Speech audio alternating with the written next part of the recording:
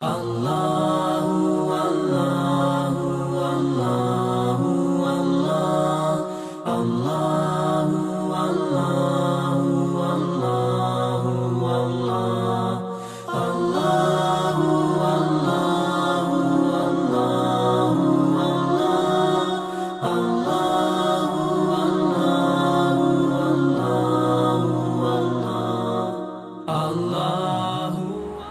اعوذ بک من همزات الشیاطین واعوذ بک رب ان یحضرون بسم اللہ الرحمن الرحیم الحمد للہ وسلام علی عبادہ الذین اصطفى ولعنۃ الدائمۃ الباقیۃ علی اعدائہم اجمعین من الآن الی قیام یوم الدین اما بعد اوصیکم ونفسی بتقوی اللہ۔ عزیزان محترم، اس پہلے خطبے میں سب سے پہلے اپنے نفس اور آپ سب کو تقوی الہی کی دعوت دیتے ہوئے، اس لیے کہ تقوی الہی یعنی اللہ کے سسٹم، اللہ کے نظام پہ ہر حال میں عمل کرنا۔ اس سلسلے میں پچھلے ہفتے ہم نے یہ نقطہ، یہ پوائنٹ عرض کیا تھا کہ اللہ کے نظام کو اپنانا، اس پہ ایمان، اس پہ عمل ان حالات میں کہ جب انسان مشکلات میں مبتلا ہو، یہ ایک واقعی بڑی چیز ہے کہ جب انسان کے امتحان کا مرحلہ ہو، مشکل منزل ہو، اور اس موقع پہ وہ اللہ کے سسٹم کو اپنا لے جائے بغیر یہ دیکھے ہوئے کہ بظاہر یہ مشکل پیش آ رہی ہے، در واقع تو نہیں ہے مشکل، در واقع اللہ کا سسٹم حل ہے۔ لیکن اسی کا ایک دوسرا پہلو بھی سامنے آتا ہے، وہ یہ کہ جب اچھے حالات ہوں، خوشگوار حالات ہوں، ان حالات میں بھی انسان اللہ کے سسٹم کو اپنا لے جائے، یہ بھی کمال ہے۔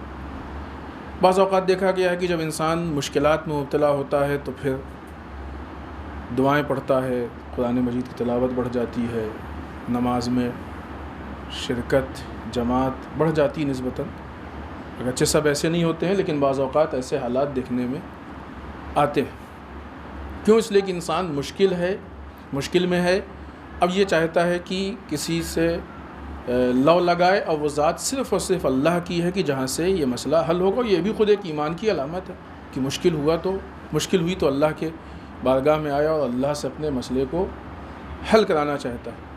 اگرچہ ان حالات میں ایک الگ پرابلم ہے، انشاءاللہ پھر کبھی عرض کریں گے کہ چونکہ انسان کے پاس اتنا علم نہیں ہوتا ہے کہ وہ صحیح دین کو سمجھ سکے، لہٰذا بعض اوقات اس چکر میں کہ ہم دین سے لو لگائیں، غلط چیزوں کے چکر میں پڑ جاتا ہے، بہک جاتا ہے۔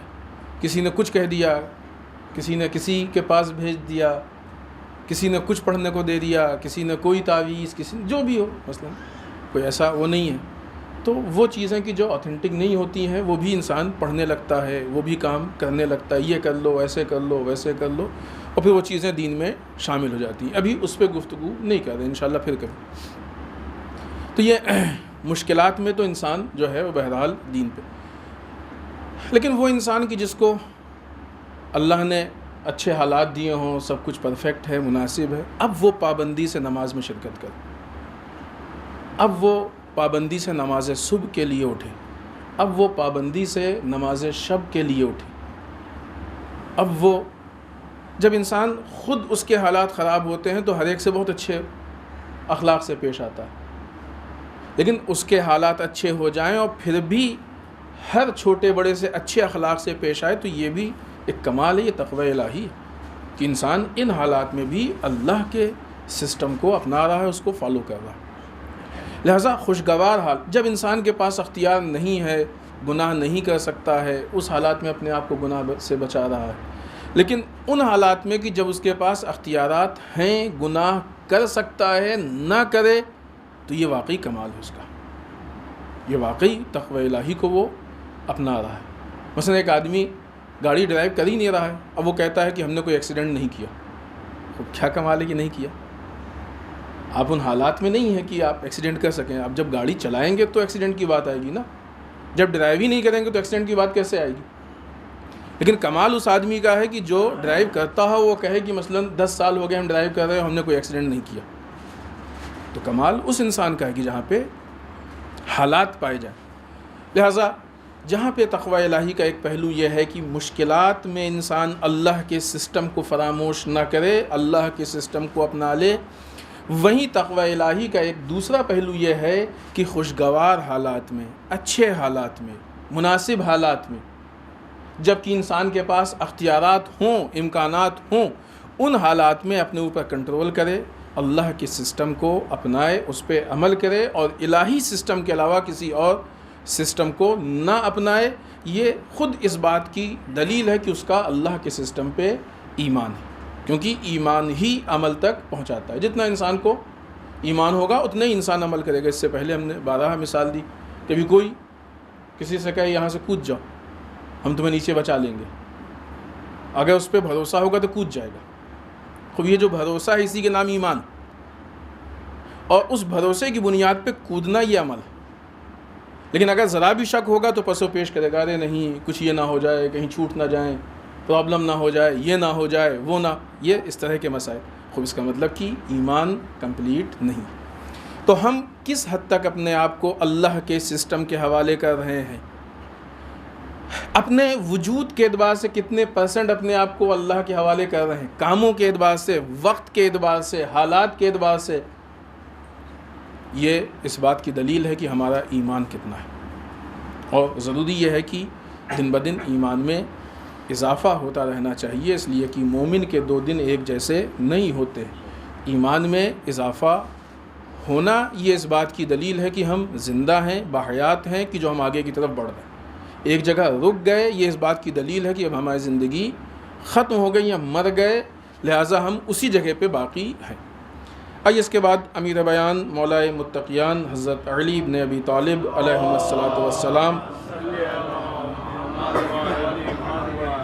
کا وہ قول کہ جس پہ مسلسل گفتگو چل رہی ہے، جس میں کسی نے آ کے مولا کائنات سے سوال کیا کہ مولا ہم کو کچھ واعظ و نصیحت کیجیے. امام نے اس کو واعظ کیا، نصیحت کی، اور اس میں 30 اخلاقی پوائنٹ ہیں. ان میں سے 23ویں پوائنٹ پہ آج گفتگو ہو رہی ہے. یہ ساری باتیں اس پس منظر میں ہیں کہ دیکھو خبردار ایسے نہ ہو جانا، یعنی ہم کو ان صفات سے اپنے آپ کو بچانا ہے، محفوظ رکھنا ہے. یہ خیال رکھیں کہ ایسے نہ ہو پائے. یقیناً یہ اللہ کی توفیق ہوگی کہ ہر ہفتے اگر ہم اس ایک پوائنٹ کو اپنے اندر، اپنے عمل میں، اپنی پریکٹیکل لائف میں اتار لے جائیں تو واقعی 30 ہفتوں کے بعد ہم کہاں پہنچیں گے، کتنا ہمارے اندر فرق پیدا ہو چکا ہوگا. اس 23ویں پوائنٹ پہ امام فرماتے ہیں کہ فَهُوَ عَلَى النَّاسِ طَاعِنٌ، خبردار ایسے نہ ہو جانا. کیسے کہ جو لوگوں پہ تو تانا کرتا رہتا ہے، تانا زن رہتا ہے، وَلِنَفْسِهِ مُدَاهِنٌ، اور اپنے لیے، اپنے معاملات میں، اپنے نفس کے لیے بہت ہی نرمی سے کام لیتا ہے، نرم و نازک رہتا ہے. یعنی دوسرے کے معاملات میں، دوسرے کے جب مسائل پیش آتے ہیں، دوسرے کی مشکلات پیش آتی ہیں تو اس میں چھوٹی چھوٹی غلطیوں کو پکڑتا ہے. الگ الگ ہیں غلطی پکڑنے کے بہت سارے. بعض اوقات بعض لوگوں کی نگاہ ہوتی ہے جو صرف غلطی پکڑتے ہیں، ان کو دوسروں میں اچھائی نظر نہیں آتی، صرف دوسروں میں عیب نظر آتے ہیں، خرابی نظر آتی ہے.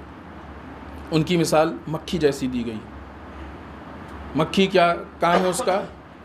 صاف جگہ پہ نہیں بیٹھتی، اس کو گندگی پسند ہے، لہٰذا پورے صاف حصے کو چھوڑ کے ایک چھوٹا سا پوائنٹ گندا ہوگا وہیں جا کے بیٹھے گی. اور روایت میں کہا گیا ہے کہ دیکھو مکھی مت بنو، شہد کی مکھی بنو. شہد کی مکھی کی خاصیت کیا ہے؟ جو اس کا انپٹ ہے، جو چیز لیتی ہے وہ پھول کا رس ہے، بری چیز نہیں لیتی. وہ جا کے کہاں بیٹھتی ہے؟ پھولوں پہ بیٹھتی ہے، اچھی جگہ پہ بیٹھتی ہے. جو چیز لیتی ہے وہ کیا ہے؟ پھول کا رس ہے. اور جو چیز اپنے اندر سے نکالتی ہے وہ شہد ہے. جو لو وہ بھی اچھا ہو، جو لوگوں کے لیے دو وہ بھی اچھا ہو. لہٰذا ایک یہ الگ مسئلہ ہے. لیکن ایک الگ مسئلہ ہے یہ خود عیب دوسروں کے دیکھنے میں کئی طرح کی اخلاقی اعتبار سے یہ جب ان پوائنٹس کو ہم دیکھیں گے تو واقعی ان میں گہرائی پائی جاتی ہے. اور یہ معاشرے میں اخلاقی وہ بیماریاں ہیں کہ جو رائج ہیں کہ جن کی طرف دھیان دینا یہ ہماری ذمہ داری ہے تاکہ ہم بچ سکیں. مولا یہاں پہ جس پوائنٹ کی طرف اشارہ کر رہے ہیں, جس بات کی طرف, جس نقطے کی طرف اشارہ کر رہے ہیں وہ یہ کہ یہ نسبتاً دوسرے کے عیب کو زیادہ بڑا سمجھتا ہے بنسبت اپنے عیب کے. وہی کام دوسرا کرے تو اعتراض تانا کرتا ہے. تانے کا مطلب کیا؟ اعتراض کرنا. بعض اوقات طنز بھی تانے کے معنی میں آتا ہے. طنز کرنا کسی پہ, نقد کرنا, کسی کے عیب اور غلطیوں کو دیکھنا, یہ تانے کے معنی میں آتا ہے. تو دوسرے نے کوئی غلطی کی تو فوراً تانا مار دیا, فوراً طنز کر دیا, فوراً اس کا عیب نکال دیا, اس کی غلطی نکال دی, اس کی کمی نکال دی. دوسروں کی پرابلم ساری جو ہے اس کو دکھائی دیتی ہے. لیکن اس کے مقابلے میں اپنی پرابلم, ارے یہ تو ہوتا ہے, ہو گیا, کیا کیا جائے, حالات ہیں ایسے, چلے گا, مشکل نہیں ہے, کوئی حل ہے, چلے, ہوتا ہے, انسان ہے, انسان سے تو غلطی. تو اپنے معاملات میں کیا ہو جاتا ہے, یہ فوراً نرم پڑ جاتا ہے. در واقع یہ بھی تناقض ہے.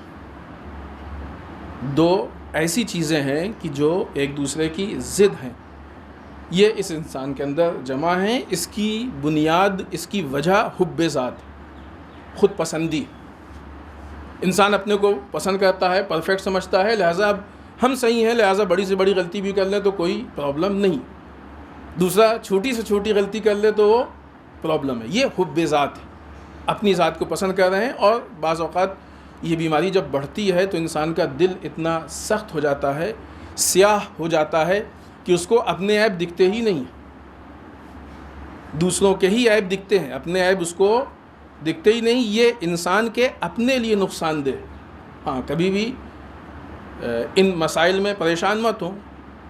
اگر کوئی انسان کسی کے بہت زیادہ عیب جوئی کر رہا ہے تو جس کی عیب جوئی ہو رہی ہے اس کے لیے نقصان دہ نہیں ہے.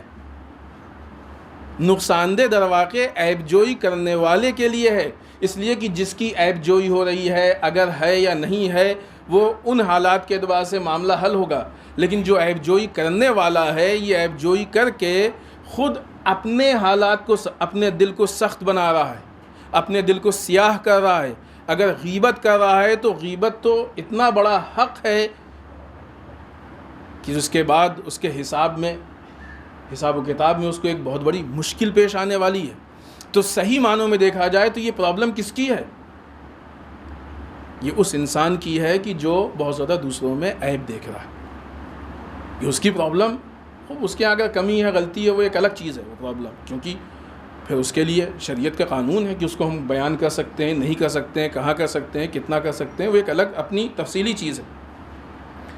لہٰذا یہ حب ذات کی بنیاد پہ ہے اور یہ انسان کے لیے واقعی نقصان دہ کہ انسان اپنی ذات کو پرفیکٹ سمجھے اور دوسرے کو. نتیجہ کیا ہوتا ہے کہ پھر اپنی اصلاح کے راستے بند ہو جاتے ہیں, اپنی اصلاح کے راستے آہستہ آہستہ ختم ہو جاتے ہیں.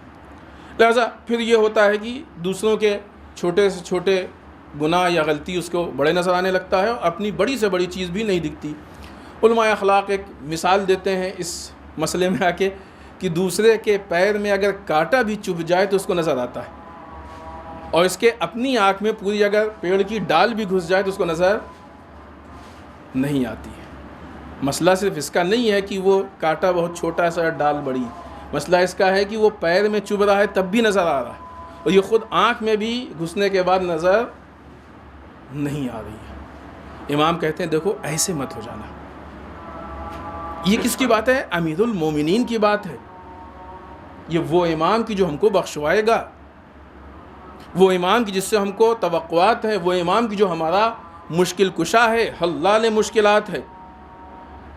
ایک دوسری حکمت کی جو خود مولا کائنات کی ہے وہ تقریباً اسی مفہوم سے متعلق ہے, آگے انشاءاللہ آئے گی تو اس پہ ہم لوگ تفصیل سے گفتگو کریں گے.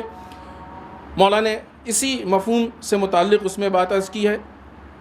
امام فرماتے ہیں اکبر العیب ان تعیب ما فیک مثلہ, سب سے بڑا عیب انسان کا یہ ہے کہ دوسروں کی اس چیز کو وہ غلط سمجھتا ہے کہ جو خود اس کے اندر پائی جاتی ہو۔ سب سے بڑا عیب کیا ہے؟ وہی پرابلم ہمارے اندر بھی ہے، وہی سامنے والے میں۔ اپنے اندر کی پرابلم ہم کو نہیں دکھ رہی ہے، سامنے والے کی پرابلم ہم کو بہت بڑی دکھ رہی ہے، تو ہم اس کے یہاں اس عیب کو بڑا سمجھ رہے ہیں کہ جیسا عیب خود ہمارے یہاں پایا جا رہا۔ یہ سمجھنا خود سب سے بڑا عیب ہے۔ جو عیب ہے وہ اپنی جگہ پہ ہے، یہ سمجھنا خود سب سے بڑا عیب ہے۔ عموماً معاشرے میں ہوتا یہی ہے کہ جو کسی کے عیب بیان کیے جائیں، برائی کی جائے، تو لوگ سمجھتے ہیں کہ برائی کرنے والا اچھا ہے۔ نہیں، برائی کرنے والے میں مزید ایک عیب بڑھ گیا۔ یہ برائی کرنا بھی تو ایک عیب ہے، مولا کائنات نے کہا نہیں، سب سے بڑا عیب یہی ہے، تو خود یہ ایک عیب اس میں بڑھ گیا، تو لہٰذا برائی کرنے والا زیادہ بڑا عیب جو ہے انسان ہے کہ جو عیب جس کے اندر موجود ہے۔ بہت اچھا جملہ کسی نے کہا ہے کہ جب کسی صاحب نے کہا کہ فلاں صاحب بہت معتبر ہیں اور وہ آپ کے متعلق ایسا بتا رہے تھے، کوئی برائی کی بات کہی، فلاں صاحب بہت معتبر ہیں کہ جو مثلاً اگر دو چار والے الفاظ میں کہا جائے کہ وہ آپ کی برائی کر رہے تھے، ایک بری چیز آپ کے، تو سامنے والے نے جواب دیا کہ غیبت کرنے والا معتبر کب سے ہو گیا؟ غیبت کرنے والا معتبر کب سے ہونے لگا؟ لیکن ہمارے معاشرے میں ایسے ہی افراد معتبر جانے جاتے ہیں، کیونکہ اس کی پرابلم وہ پرابلم ہم میں بھی ہے کہ ہم کو بھی کسی کی اچھائی کم پسند آتی ہے، برائی سننا پسند آتا ہے۔ ہم کو بھی برائی سننے میں مزہ آتا ہے، ورنہ اگر سننے والا منع کر دے تو پھر برائی کرنے والے برائی کیوں کریں؟ تو پرابلم تو سننے والے کی بھی ہوتی ہے نا، کہ وہ سنتا ہے، اس کو سننے میں لذت محسوس ہوتی ہے۔ علیکم السلام۔ لہٰذا اور کسی ایک نے ذرا سا بھی کسی کے لیے کہہ دیا تو لے کے اڑ گیا، رے فلاں صاحب ایسے ہیں، فلاں صاحب میں یہ پرابلم، فلاں صاحب میں یہ پرابلم۔ وہ پھر عیب کو لے کے، برائیوں کو لے کے انسان آگے بڑھ جاتا ہے۔ خوب اس کے پیچھے بھی اخلاقی وجہ ہے کہ انسان کو برائیاں کیوں پسند آتی ہیں، کیوں برائیوں میں اس کو لذت محسوس ہوتی ہے، کیوں برائیوں کو زیادہ، یہ بہت سی چیزیں ہیں۔ احساس کمتری ہے انسان کی، حب ذات ہے انسان، اور جو بہت ساری چیزیں ہیں کہ جس کا بھی یہاں پہ وقت نہیں ہے، موقع نہیں ہے۔ لیکن اس کے نتیجے میں خود انسان کے اپنے حالات، اخلاقی حالات خراب ہوتے ہیں، معاشرے میں برائی رائج ہوتی ہے، اخلاقی اعتبار سے غلط چیزیں رائج ہوتی ہیں۔ اگر ان چیزوں کو ختم کیا جائے تو وہ حالات اور مسائل آہستہ آہستہ انشاءاللہ ختم ہو جائیں گے۔ لہذا زیادہ اس پہ ہم گفتگو نہ کر کے بات کو ختم کریں کہ مولا کائنات ایسا چاہتے ہیں کہ ان کا چاہنے والا ایسا ہو کہ جو بنسبت اس کے کہ دوسروں کے عیب کو دیکھے، اپنے عیب کو زیادہ دیکھے، اور یہ انسان کا کمال ہے۔ انسان کے ترقی، انسان کے کمال، انسان کے فلاح و بہبود، اس کے لیے بہترین راستہ یہ ہے کہ انسان اپنے عیب کو بنسبت دوسروں کے عیب کے زیادہ دیکھیں۔ مولا چاہتے ہیں کہ بجائے اس کے کہ دوسروں کے عیب پہ بہت زیادہ جاسوسی کریں اور بہت کھوج بین کریں، یہاں کی زبان میں کہتے ہیں کھجائیں، اس سے بہتر یہ ہے کہ ہم اپنے عیب کو تلاش کرنے کی کوشش کریں، کیونکہ اپنے عیب کو تلاش کریں گے تو اس کی اصلاح ہوگی، دور ہو جائے گا۔ دوسروں کے عیب کو تلاش کریں گے تو ضروری نہیں کہ اس کی اصلاح ہو، بلکہ شاید اس کی وجہ سے معاشرہ اور خراب ہو۔ ہاں ہوتا ہے، بہت سی چیزیں دکھتی ہیں، سامنے نظر آ جاتی ہیں، اور اسی لیے امر بالمعروف و نہی عن المنکر، ورنہ اگر وہ چیزیں نہ ہوتی تو پھر امر بالمعروف و نہی عن المنکر نہیں ہوتا۔ ایسا نہیں کہ وہ پہلو کاملاً ختم ہے، لیکن اگر دکھ جائے تو اس پہ کیسے انسان کا ریئیکشن ہو، کیا رد عمل ہو، اس کے بھی اسلامی قوانین ہیں۔ وہ بھی ایسا نہیں ہے کہ مثلا کہیں بھی کبھی بھی کسی کے سامنے کچھ بھی انسان بیان کر دے، یہ اختیار انسان کو، یہ حق نہیں دیا گیا ہے۔ بسم اللہ الرحمن الرحیم، انا اعطیناک الکوثر فصل لربک وانحر ان شانئک هو الابتر۔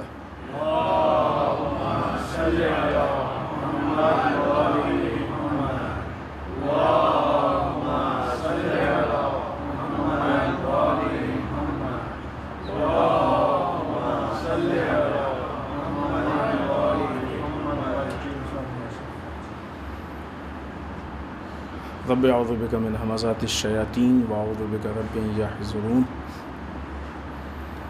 بسم اللہ الرحمن الرحیم، الحمد للہ الحمدللہ الذی لا یبلغ مدحتہ القائلون ولا یحصی نعمہ العدون ولا یودی حقہ المجتہدون اللہم صلی وسلم علی صاحب الدعوة النبویہ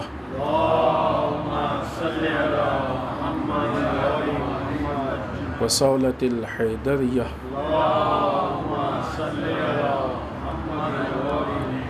والعصمة فاطمیہ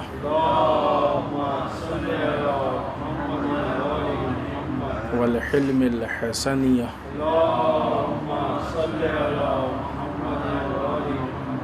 والشجاعة الحسینیہ والعبادة السجادیہ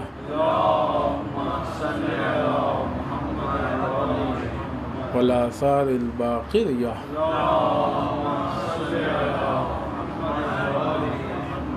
والمأثر الجعفریہ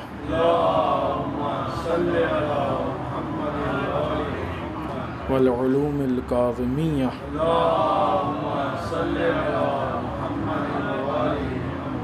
والرضاء الرضویہ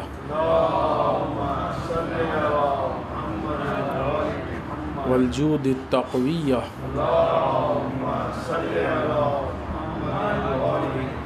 والنقاوة النقویہ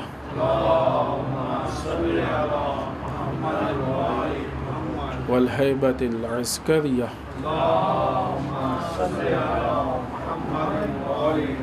والغیبة الہیہ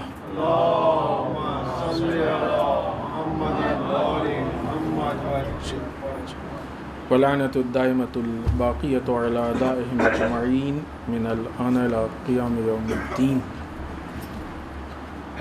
اما بعد، اس دوسرے خطبے میں ایک بار پھر اپنے نفس اور آپ سب کو تقوی الہی کی تاکید کرتے ہوئے اس ہفتے کے مناسبات میں عالم اسلام کی ایک عظیم اور بہت بزرگ شخصیت، اگرچہ اس دوران کافی بڑی بڑی اور عظیم شخصیات ہمارے درمیان سے گزر گئی کہ یقیناً ان میں ہر ایک کا ذکر بھی نہیں ہو پایا، لیکن ایک عظیم شخصیت آیت اللہ محمد یزدی کی جو علمی اعتبار سے، اخلاقی اعتبار سے، بصیرت کے اعتبار سے، مختلف جہات سے نہایت ہی عظیم، بہت ہی معتبر شخصیت کی، جن کے بہت سارے خدمات اور مختلف عناوین سے ان کے خدمات عالم اسلام کے لیے موجود ہیں۔ ایک بہترین مدافع اسلام، مدافع نظام، اور ایک یقیناً ایسی ذات اور ایسی شخصیت کہ جو اپنے خدمات، انسان معاشرے میں جو جس طریقے سے جب انسان کہیں بیٹھتا ہے تو جگہ بنا لیتا ہے، پتہ نا، ایک جگہ جو بیٹھ گیا اس کے لیے فی الحال ایک جگہ ہو گئی، ابھی کوئی بھی آس پاس آ کے بیٹھے گا تو وہ جگہ ایک اس کی رہے گی۔ اسی طریقے سے انسان کی شخصیت کی معاشرے میں ایک جگہ بن جاتی ہے۔ اب بہرحال یہاں پہ ایک اخلاقی اعتبار سے ہوتا ہے جگہ کا کہ جب کوئی انسان جاتا ہے اٹھ کے تو اب دوسرا اس جگہ پہ بیٹھے گا تو یہ دیکھنا پڑتا ہے کہ آیا یہ مناسب ہے اس کے لیے کہ نہیں یہاں پہ بیٹھنا۔ خوب یہ اعتباری چیزیں ہیں، اخلاقی اعتبار سے ہیں، لیکن شخصیت کے اعتبار سے انسان کی جو جگہ بن جاتی ہے وہاں پہ پھر انسان کے صفات ہی یا دوسری شخصیت ہی وہاں پہ بیٹھ سکتی ہے۔ اگر محمد یزدی کی جو ایک شخصیت تھی اور جو انہوں نے اپنی ایک جگہ بنائی تھی، یقیناً یہ تو نہیں کہا جا سکتا کہ ناممکن، لیکن یقیناً مشکل ہے وہ جگہ کا پر ہونا۔ واقعی کہ انہوں نے مختلف اعتبار سے اور کئی طریقوں سے عالم اسلام کی جو خدمت انجام دی ہے۔ علماء کے حالات ہمارے لیے اہم ہیں، اس لیے کہ البتہ وہ علماء کی جن کے متعلق جو ہے وہ بزرگان کے نظریات مثبت ہیں، ورنہ علماء کے نام پہ ہر ایک کی بات نہیں کی جا سکتی، وہ علماء کی جو اسلام کے معیار کے مطابق، تاکہ ہم کو ان کے حالات کو پڑھ کے یہ معلوم ہو سکتا ہے کہ ہم کس طریقے سے دین کو زیادہ سمجھ سکتے ہیں، اہل بیت کی پیروی کر سکتے ہیں، اور کس طریقے سے ہم دین کی خدمات کو انجام دے سکتے ہیں۔ موجودہ حالات حاضرہ میں کئی مسائل ہیں کہ جو واقعی بہت اہم ہیں۔ دیکھتے ہیں کہاں تک اور کون سارے پوائنٹس ہماری اس گفتگو میں جمع ہو سکتے ہیں۔ فرانس میں آئے دن کچھ نہ کچھ معاملہ اور مسئلہ اٹھتا جا رہا ہے۔ گزشتہ ہفتے وہاں پہ پولیس کے خلاف ایک بہت بڑا پروٹیسٹ تھا۔ مختلف شہروں میں پروٹیسٹ پلان کیا گیا تھا اور بہت سارے شہروں میں یہ پروٹیسٹ ہوا ہے۔ پیرس میں ہوا، اس کے علاوہ بھی بہت ساری جگہوں پہ یہ پروٹیسٹ ہوا ہے۔ اس میں پولیس اور پبلک کے بیچ میں مٹبھیڑ بھی ہوئی ہے، اور ایک مخصوص نعرہ تھا کہ سبھی پولیس سے نفرت کرتے ہیں۔ بہرحال وہ جو فرانس کا معاملہ اسلاموفوبیا کا ہے وہ اپنی جگہ پہ ہے، لیکن یہ جو پروٹیسٹ تھا یہ در واقع سیکورٹی کے نام پہ ایک ایسا بل وہ لوگ پاس کرنا چاہ رہے ہیں کہ جس بل میں کوئی بھی انسان پولیس کے کسی بھی فوٹو کو کھینچ کے وائرل نہیں کر سکتا۔ اگر یہ بل پاس ہو گیا تو فوٹو کو کھینچ کے وائرل کرنے والے کے اوپر جرمانہ بھی ہوگا اور قید بھی ہوگی۔ ظاہر سی بات ہے کہ اگر یہ بل پاس ہو گیا تو آپ سوچئے کہ جو پولیس کے جرائم ہوتے ہیں وہ سامنے نہیں آ پائیں گے، جبکہ فرانس کی ہی بات ہے۔ وہاں کی تاریخ میں بہت سارے معاملات میں پولیس سے مواخذہ، یا یوں کہا جائے کہ جو سزا اور جو باتیں ہوئی ہیں وہ اسی بنیاد پہ ہوئی ہیں کہ لوگوں نے فوٹو کھینچ کے اس کو وائرل کیا تھا یا اپلوڈ کیا تھا۔ تو در واقع یہ ایک پورا معاملہ ایک ایسا ہے کہ جہاں پہ ظلم کے لیے راستہ کھولنا ہے، اور جب ظلم کے لیے راستہ کھلے گا تو پھر یہ ظلم سب پہ ہوگا، بالخصوص وہ لوگ کی جو نشانے میں ہے ان پہ یہ زیادہ ظلم ہوگا۔ اور پھر اس کے بعد کوئی یہ نہیں کہہ سکتا فوٹو کھینچ کے کہ مثلاً دیکھو ہم نے فوٹو کھینچا ہے اور یہ پولیس ظلم کر رہی ہے۔ نہ، جب ظلم کی شکایت نہیں ہوگی تو کوئی سزا بھی نہیں ہوگی۔ آپ دیکھیں کہ کس طریقے سے معاشرے کو ظلم اور تجاوز کی طرف ایک بہت ہی پلاننگ کے ساتھ آگے بڑھایا جا رہا ہے۔ یوں کہا جائے کہ ظلم کا ہی قانون بن رہا ہے۔ سعودیہ میں اس سے پہلے بھی ہم نے آپ کی خدمت میں عرض کیا تھا کہ وہ لوگ مسجد امام حسین علیہ السلام کو منہدم کر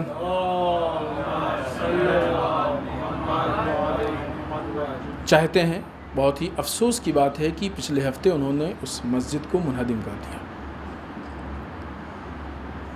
سعودیہ کے جو حالات ہیں اور جو حرکتیں، ان حرکتوں سے کہیں سے ایسا نہیں لگتا ہے کہ سعودی حکمران کا اسلام سے کوئی تعلق ہے۔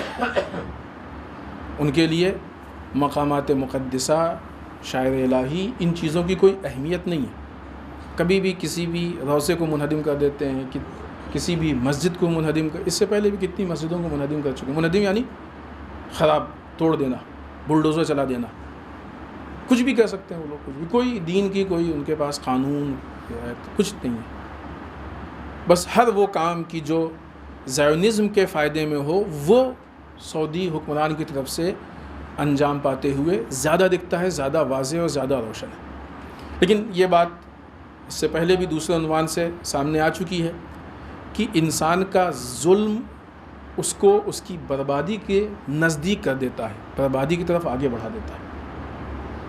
سعودی حکمران کو ہم یہ بتانا چاہتے ہیں کہ یہ ظلم، اور خاص کر کے ایسے مظالم کی مثلاً مسجد کو توڑ دینا، یہ چھوٹی بات نہیں ہے۔ مسجد توڑ دینا، خانہ خدا ہے، مسجد عبادت کی جگہ ہے، مقدس جگہ ہے، اس کے اپنے احکام ہیں، اس کے اپنے حریم ہیں۔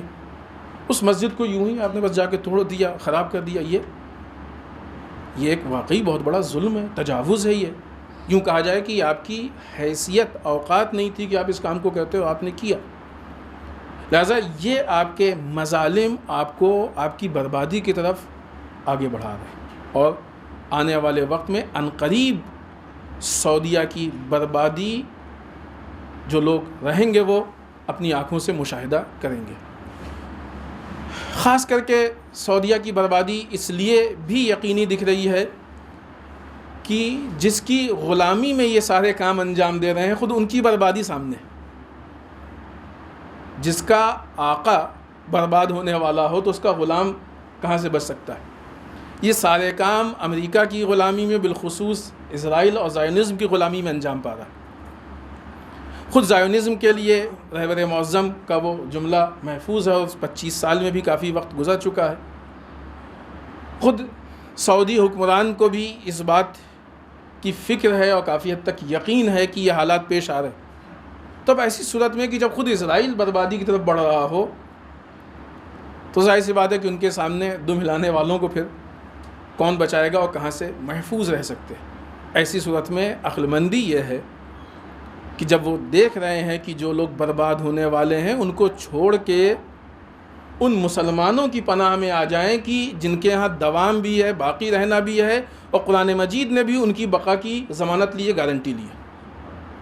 کاش سعودی حکمران کو قرآن مجید پہ یقین ہوتا، یا شاید پڑھے ہوئے ہوتے، نہیں معلوم اب کتنا پڑھتے ہوں، کیسے پڑھتے، کہ وہ ان باتوں پہ یقین رکھتے اور ایمان رکھتے ہوئے. خاص کر کے جیسا کہ بعض نیوز میں یہ دیکھنے میں آیا ہے کہ یہ جس مسجد کو گرایا گیا ہے یہ وہی مسجد ہے کہ جس میں شہید آیت اللہ شیخ نمر نماز پڑھایا کرتے تھے. آپ دیکھیے پھر وہی بات، پچھلے ہفتے بھی ہم نے اسی طرح کی بات شہید قاسم سلیمانی سے متعلق کہی تھی. شہید نمر کے شہید ہوئے ایک عرصہ گزر گیا ہے، لیکن آج سعودی حکمران اس جگہ سے ڈر رہا ہے جہاں پہ شیخ نمر نماز پڑھایا کرتے تھے. بلا وجہ تو مسجد نہیں گرائی گئی، کوئی ریزن تو ہے نا اس کے پیچھے. جس جگہ پہ شیخ نمر جیسی ذات نماز پڑھاتی تھی اس جگہ کو وہ برداشت نہیں کر پا رہے. کل کو شیخ نمر جیسی ذات کو برداشت نہیں کر پا رہے تھے. اگر تمہارے پاس ذرا بھی شعور ہو تو سوچو کہ تم جس مکتب کی ایک ذات کو برداشت نہیں کر پا رہے ہو، آج دنیا میں وہ پورا مکتب موجود ہے اور اس کی شخصیات موجود ہے. تو تم خود سمجھ سکتے ہو کہ تمہاری بربادی کس حد تک یقینی ہے. تم اتنے بزدل اور اتنے کمزور ہو کہ ایک جگہ کو برداشت نہیں کر پا رہے ہو، جبکہ آج اس مکتب میں ایسے افراد ہیں کہ جن سے تمہارے جیسے تو کیا، تم جن کے آگے بہت زیادہ چاپلوسی کرتے ہو وہ ڈرتے ہیں. یہ بات ہوئی ہے نا، قاسم سلیمانی سے کتنا ڈرتے ہیں، مرنے کے بعد بھی. شہید محسن سے کتنا ہی لوگ ڈر رہے ہیں، اور دوسرے ایسی بہت ساری شخصیات ہیں کہ جن سے ان کے اندر خوف بیٹھا ہوا ہے.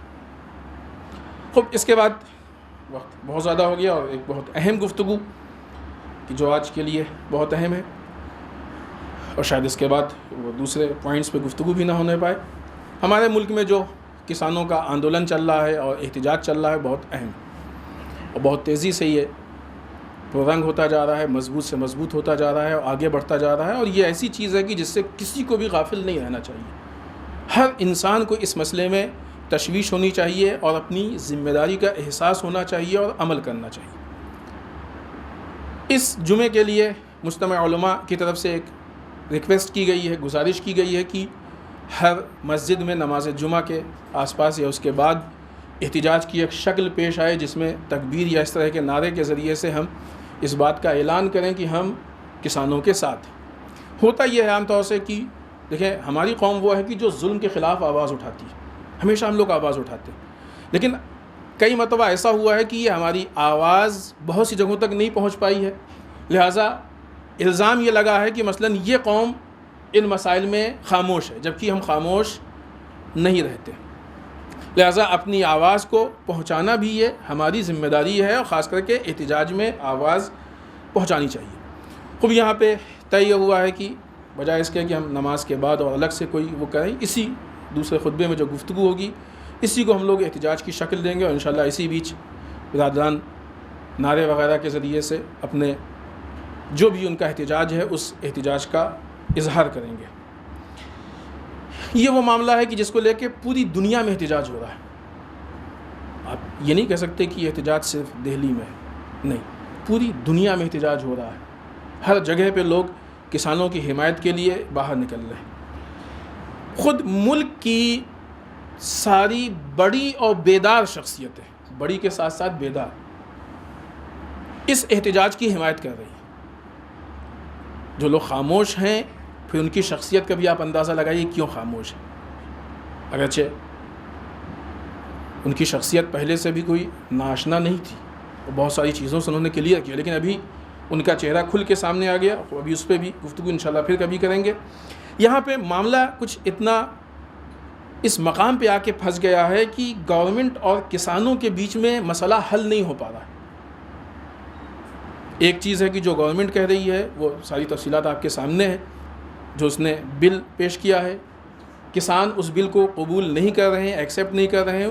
کسانوں کی وجہ یہ ہے کہ اگر وہ اس بل کو قبول کر لیں گے، اس قانون کو، تو پھر ان کا اپنا وجود ختم ہو جائے گا۔ ابھی بھی ہمارے ملک میں کسانوں کے کون سے بہت اچھے حالات ہیں، کتنی کسانوں کی خودکشی کے حالات سامنے آتے ہیں، کتنی نیوز و خبر سامنے آتی ہے۔ اگر وہ بل پاس ہو گیا اور قابل قبول ہو گیا اور قانونی شکل اس کی سامنے آ گئی تو سوچئے پھر کسانوں کے کیا حالات ہوں گے، کیسے کسان جو ہے اپنی نئی زندگی گزار پائیں گے، وہ بیچارے مر جائیں گے، ختم ہو جائیں گے۔ تو لہٰذا وہ نہیں، اس کو آسان نہیں ہے کہ وہ اپنی کھیتی باڑی چھوڑ کے اس ٹھنڈک میں آ کے سڑک پہ وہاں بیٹھے ہوئے ہیں کہ جہاں پہ دنیا لاکھ کہے کہ ان کو مثلاً بہترین انتظام دیا جا رہا ہے، گھر جیسا انتظام سڑک پہ کبھی نہیں ہوتا ہے۔ کوششیں سب کر رہے ہیں خدمت کرنے کی، یہ آسان نہیں ہے کہ ان کو وہ آ کے یہاں پہ سڑک پہ بیٹھے ہوئے ہیں اور اس ٹھنڈک میں اور پریشانی میں، اور بعض افراد اس میں اس ٹھنڈک سے یا ان چیزوں سے مر بھی رہے ہیں۔ یہ آسان ہے نہیں، اپنی فیملی کو چھوڑ کے، کھیتی باڑی کو چھوڑ کے، اگر وہ صحیح موقع پہ صحیح فصل نہیں اگا پائے تو اس کا خمیازہ آگے تک بھگتیں گے۔ لیکن دوسری طرف سے گورنمنٹ کی بھی پرابلم ہے، گورنمنٹ کی بھی مجبوری کو سمجھیں آپ۔ جو حالات سامنے آ رہے ہیں ان حالات کے مطابق جو فوٹوز آئے ہیں بعض، اس سے یہ سمجھ میں آتا ہے کہ آدانی اور امبانی جیسے لوگوں نے غلے کے اسٹوریج اس کے گوڈاؤن پہلے سے بنا لیے۔ اس سے یہ معلوم ہو رہا ہے کہ اس سے پہلے کہ یہ ساری چیزیں عملی شکل پیدا کریں، ہماری گورنمنٹ یہ ساری چیزیں بیچ چکی ہے یا گورنمنٹ بھی کی ہوئی ہے جو ان کے اشارے پہ کام کر رہی ہے۔ اب ظاہر سی بات ہے کہ اس کے اختیار میں نہیں پیچھے جانا ہے، گورنمنٹ کے اختیار میں، گورنمنٹ کے اختیار میں نہیں پیچھے جانا۔ جس چیز کا مطالبہ کر رہے ہیں وہ در واقع بیچ چکی ہے، وہ کہاں سے کرے گی؟ اور اگر گورنمنٹ اس میں پیچھے آتی ہے تو واقعی جو چیز دکھ رہی ہے اس کا بہت بڑا نقصان ہے، اور ہمیں لگتا ہے کہ گورنمنٹ کو یہ نقصان ہونا چاہیے، کیونکہ ملک کو اپنی بپوتی سمجھ کے آئے دن کچھ نہ کچھ بیچ رہے ہیں۔ تقریباً اچھا خاصا ملک بیچ ہی چکے ہیں، کیا بچا ہے؟ اچھی خاصی چیزیں بیچ چکے ہیں۔ یہ حالات وہی حالات ہیں، اس سے پہلے بھی یہ بات عرض ہوئی تھی، اور پھر ہم اس بات کی تاکید کریں گے کہ ملک غلامی کی طرف جا رہا ہے۔ لیکن ہم یہاں پہ ان افراد سے یہ کہنا چاہیں گے کہ پہلے والے ان کے پاس تجربہ نہیں تھا، لہٰذا ان کو احساس نہیں ہوا کہ ہم کیسے غلامی میں چلے گئے۔ لیکن آج کی عوام الحمدللہ بیدار ہے، وہ اس جاتے ہوئے مرحلے کو محسوس کر رہی ہے، اور لوگوں کی آوازیں مسلسل اٹھ رہی ہیں۔ آپ کس کی آواز کو دبائیں گے؟ آپ اسٹوڈنٹس کی آواز کو دبائیں گے، مسلمانوں کی آواز کو دبائیں گے، کسانوں کی آواز کو دبائیں گے، آپ امپلائیز کی آواز کو دبائیں گے، آپ وہ بہت ساری کمپنیاں جو بند ہو گئی ان کی آواز کو، کس کی آواز کو دبائیں گے؟ آپ کس کو خریدیں گے؟ میڈیا کو خریدیں گے، دوسرے محکموں کو خریدیں گے، کس کو خریدیں گے؟ ظلم جتنا بڑھتا جاتا ہے ظالم کا انجام اتنا ہی برا ہوتا ہے۔ پرابلم یہی ہے کہ تم جتنا ان چیزوں کو خرید کے بظاہر کامیاب ہو رہے ہو، تمہیں یہ لگتا ہے کہ یہ کامیابی ہو، تم مضبوط ہو رہے ہو، در واقع تم کمزور ہو رہے ہو، تمہاری بربادی نزدیک آ رہی ہے۔ لہٰذا یہ جو معاملہ ہے اس میں ہم سب کو حمایت کرنے کی سخت ضرورت ہے۔ یہاں پہ اس معاملے میں جو پروٹیسٹ کرنے والے وہاں پہ جمع ہو رہے ہیں ان کو بدنام کرنے کی کوشش کی جا رہی ہے۔ اس سے پہلے یہی سب ہوا، مسلمانوں نے آواز اٹھائے گا پاکستان چلے جاؤ، پاکستانی ان کے پیچھے پاکستان، جھوٹ۔ وہ آدمی جو خود جا کے پاکستان میں بریانی کھا کے آئے، جب اس نے کہا تھا میڈیا پہ کہ پاکستان کو اسی کے زبان میں جواب دو، تو لوگوں کو لگا کہ اب یہ آدمی ایسا ہے کہ جو مقابلہ کرے گا، لیکن جب آیا جیت کے جا کے وہاں پہ بریانی کھا لیا، اب سمجھ میں آیا کہ اس کی نگاہ میں پاکستان کی زبان کیا تھی۔ تو یہ خالی نوٹنکی ہے، ڈھونگ ہے۔ خود پاکستان کا مدعا ہمارے یہاں کے میڈیا اور گورنمنٹ کے ذریعے سے بہت زیادہ خود پاکستان میں بھی مسئلہ ہے۔ وہاں پہ بھی ایسا ہوتا ہے کہ انڈیا کا مدعا، پاکستان کا مدعا بہت سارے معاملات میں صرف پولیٹیکل اعتبار سے اٹھایا جاتا ہے تاکہ لوگوں کو جذبات میں لا کے ان سے فائدہ اٹھایا جائے، تاکہ لوگوں کے جذبات سے کھیلا جائے۔ پاکستان پاکستان پاکستان، خوب اب سکھ برادر اٹھیں، کسانوں میں ایک اتفاق ہے کہ اکثریت سکھ برادران کی، شروع کیا تھا ان لوگوں نے خالصتان، لیکن نہیں چل سکا کیونکہ ان کا ہوم ورک اب تک کا جتنا تھا وہ سارا ہوم ورک جو انہوں نے میڈیا کو فوکس کیا تھا، جو انہوں نے نگیٹو پروپیگنڈا کیا تھا، وہ سارا ہوم ورک ہندو مسلم کی بنیاد پہ تھا۔ ان کو ایسا لگتا تھا کہ ہندو مسلم فیلنگ سے پورے ملک کو بیچ لے جائیں گے اور یہ آپس میں اسی میں پریشان رہ جائیں گے۔ لیکن ابھی جب دوسرے مذاہب سامنے آ گئے، اگرچہ ایسا نہیں ہے کہ سارا معاملہ صرف ہندو مسلم کا، نہیں، بہت سے ہندو برادران ہیں، اکثریت ہندو برادران کی جو مظلوم ہے اور اسی حکومت کی وجہ سے مظلوم ہے، جن کے اوپر ظلم ہو رہا ہے۔ اگر ایک کمپنی کوئی بند ہوتی ہے تو 90% سے زیادہ امپلائی اس میں ہندو ہوتا ہے، مسلمان کم ہوتا ہے، تو نقصان کس کا زیادہ ہوا؟ ہندو کا زیادہ ہوا کہ مسلمان کا زیادہ ہوا؟ اگرچہ اس نگاہ سے دیکھنا بھی غلط ہے، کیونکہ ایک کمپنی بند ہوتی ہے اس کا مطلب کہ اکنامیکل اعتبار سے ہمارا ملک نیچے چلا گیا، اور جب ملک نیچے جاتا ہے تو وہ جو وابستہ نہیں ہوتے ہیں کمپنی سے ان کو بھی نقصان ہوتا ہے۔ ان مشکلات کو محسوس کرنے کی ضرورت ہے، لیکن بہرحال گورنمنٹ نے جن حربوں کو استعمال کرنا چاہا، اس کے بکے ہوئے میڈیا نے حربوں کو استعمال کرنا چاہا، وہ حربہ کوئی بھی کامیاب نہیں ہو پایا۔ یہاں پہ ہم سب کی یہ ذمہ داری ہے کہ ہم لوگ ملیں اور ملنے کے بعد جو بھی معاملات ہیں سارے معاملات کو جمع کریں اور جمع کر کے ایک بڑے احتجاج کی شکل دیں اور یہ ثابت کریں کہ پورا ہندوستان، کہتے ہیں کشمیر سے کنیا کماری تک جتنے انڈینس ہیں وہ سب کے سب بیدار ہیں اور گورنمنٹ کی ان چال فریب کو سمجھ رہے ہیں، محسوس کر رہے ہیں۔ ایک دو مدعے کے لیے احتجاج اس وقت مسائل کا حل نہیں ہے، مشکل کا حل نہیں ہے۔ آج آپ اس مسئلے پہ لڑ رہے ہیں کہ کسانوں کا مدعا ہے، آپ دیکھیں کہ جب ایک چیز میڈیا میں ہوتی ہے تو اسی وقت پس منظر میں پیچھے دوسری چیز بکتی ہوتی ہے۔ کس کس چیز کے لیے ہم لوگ روئیں گے اور کس کس چیز کے لیے ہم لوگ واویلا کریں گے، ورنہ ایک ایک معاملے کے لیے اٹھیں گے تو کب تک اٹھیں گے؟ لہٰذا یہاں پہ ضرورت اس بات کی ہے کہ جتنے افراد ہیں، جس کو بھی جس اعتبار سے شکوہ ہے، یہ بہترین موقع ہے کہ پورے ہندوستان سے سارے افراد اپنے معاملات کو لے کے دہلی میں جمع ہو جائیں اور یہ طے کریں کہ ہم کو اصلاً یہ گورنمنٹ نہیں چاہیے، اس لیے کہ یہ گورنمنٹ سوائے ہندوستان کو بربادی دینے کے کچھ اور نہیں دے پا رہی۔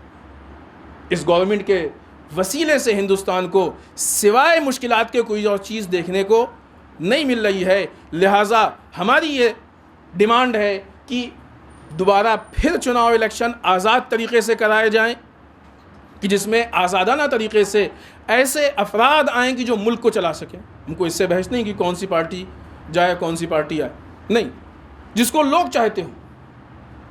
ابھی تو ملک کے حالات اتنے بدتر ہو گئے ہیں کہ بہت زیادہ الیکشن کی بھی حیثیت سمجھ میں نہیں آ رہی۔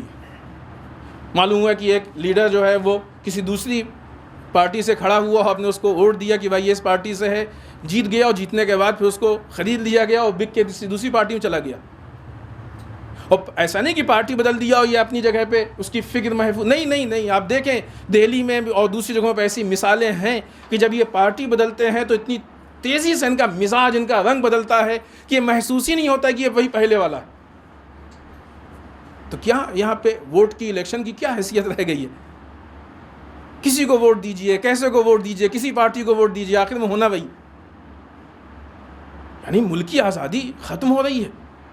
اس کے خلاف آواز اٹھانا ہم سب کی ذمہ داری ہے۔ ملک کی حفاظت اور ملک کا دفاع بھی یہ ہماری اخلاقی، انسانی اور شرعی ذمہ داری ہے۔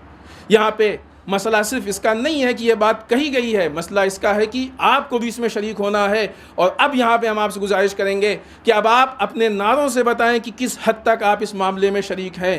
اللہ اکبر، اللہ اکبر، اللہ اکبر، اللہ اکبر، اللہ اکبر۔ یہ گفتگو، یہ نعرے، یہ ساری چیزیں اس مسئلے کا حل نہیں ہے، یہ حل تک پہنچنے کا راستہ ہے۔